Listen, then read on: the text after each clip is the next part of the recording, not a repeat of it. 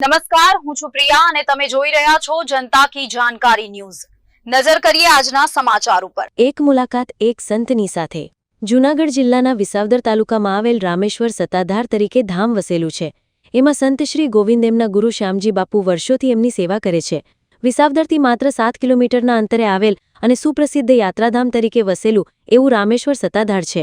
કવિઓએ કહ્યું છે કે ખરેખર ગાડી ગીરને માતા તરીકે બિરુદ આપ્યું છે। ખરેખર તે સાબિત થાય છે। આજરોજ અમારા પત્રકાર ભીમજીભાઈ ભજગોતર દ્વારા આ યાત્રાધામની એક મુલાકાત લીધેલ અને એમના મહંત શ્રી ગોવિંદાસ બાપુ સાથે મુલાકાત કરી અને એની સેવાકીય પ્રવૃત્તિ વિશે જાણવાની કોશિશ કરી તો આ જગ્યામાં બાપુ દ્વારા અન્નક્ષેત્ર, ગૌશાળા તેમજ વૃદ્ધાશ્રમ અને શૈક્ષણિક ક્ષેત્રે સ્કૂલ પણ ચલાવતા હતા, પરંતુ સંજોગોના સંધાને આ સ્કૂલ બંધ કરવામાં આવી છે। હાલ ઘણા યાત્રિકો આ જગ્યાએ આવે છે। એમને રહેવાની તેમજ જમવાની વિનામૂલ્યે સગવડ કરી આપવામાં આવે છે અને આ જગ્યા ઉપર શ્રદ્ધાથી કોઈ પણ કામ કરવામાં આવે તો એ પણ થાય છે।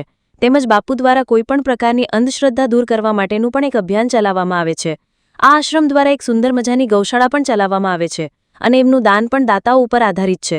તો બાપુએ અપીલ કરી છે કે આ ગૌશાળા માટે જે વ્યક્તિ દાન કરવા માંગતા હોય એ માન્ય રહેશે, જેમ કે ઘાસ, ગોળ કપાસિયા, ઘોળ, રાજધાણ તેમજ રોકડ રકમ વગેરે માન્ય રહેશે।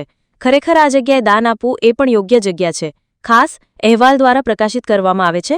અહેવાલ ભીમજીભાઈ ભજબોતર, ગીર સોમનાથ। प्रथम तो हमारे क्षेत्र गौशाला, यज्ञशाला, बुढ़ियानो वृद्धाश्रम, पर्यावरण અને આ સામાજિક પ્રવૃત્તિઓ કરીએ છીએ। શૈક્ષણિક પ્રવૃત્તિમાં બાપુ શું શું કરો છો તમે? શૈક્ષણિક પ્રવૃત્તિમાં અમે 2001 થી કોરોના સુધી ભણાવ્યા છોકરા, ફી ભરી ન પૂગે નહીં, ફ્રીમાં ભણાવ્યા।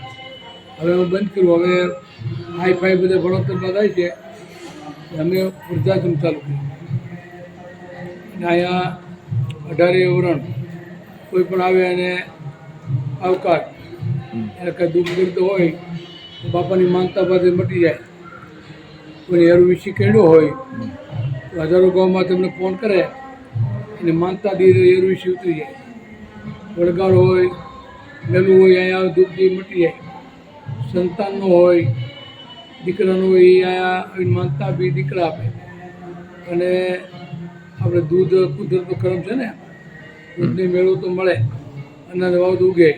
આ એવો બાપાનો કરમ છે કે દૂધને અમારે ગાયું દૂધ મૂકી દો દોણા, એના નામથી દોણા પણ મળી જાય।